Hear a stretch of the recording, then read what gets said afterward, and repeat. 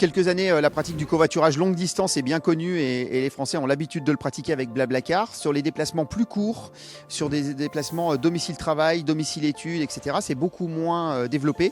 Et donc les collectivités se sont associées pour développer cette pratique. L'État a lancé depuis le 1er janvier un plan covoiturage avec une aide de 100 € qui est versée aux nouveaux covoitureurs. Et elle vient donc compléter ce qui est mis en place ici sur le territoire. Le côté innovant sur ce territoire, c'est le montant de l'enveloppe et la volonté politique qu'il y a autour de ce projet, mais également le fait que 4 collectivités s'unissent pour le développer. C'est un jour important en tout cas pour le département de la Savoie qui effectivement s'est uni avec les 3 agglomérations Grand Lac, Grand Chambéry et Cœur de Savoie pour proposer un dispositif de gratification de covoiturage.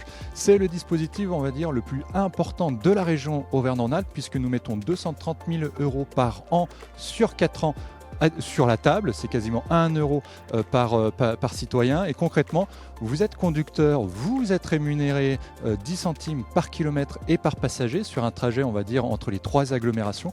Et vous êtes passager, votre trajet ne vous coûte rien. Toutes les personnes qui vont covoiturer en passant par Blablacar Daily, que ce soit en automobiliste ou en passager, vont avoir un avantage. Si je suis passager, là où normalement vous payez au conducteur quelque chose pour être covoituré, ça sera gratuit pour vous.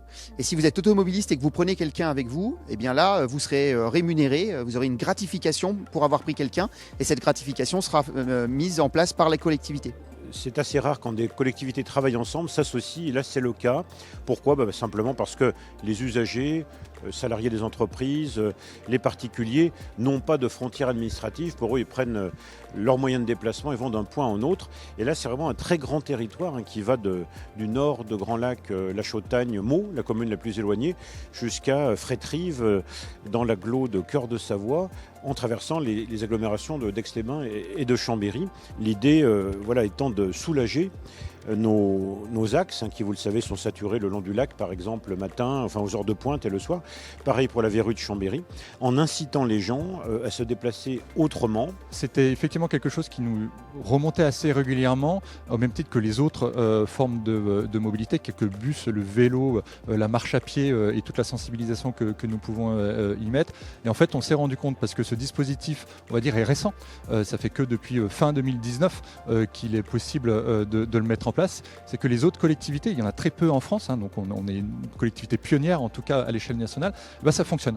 On a des x10, x20, x30 de la pratique du covoiturage en à peine une année, donc on a un effet levier qui est assez conséquent et important. Et en tout cas, nous, notre objectif sur ce périmètre, c'est de multiplier par 30 le nombre de trajets de covoiturage.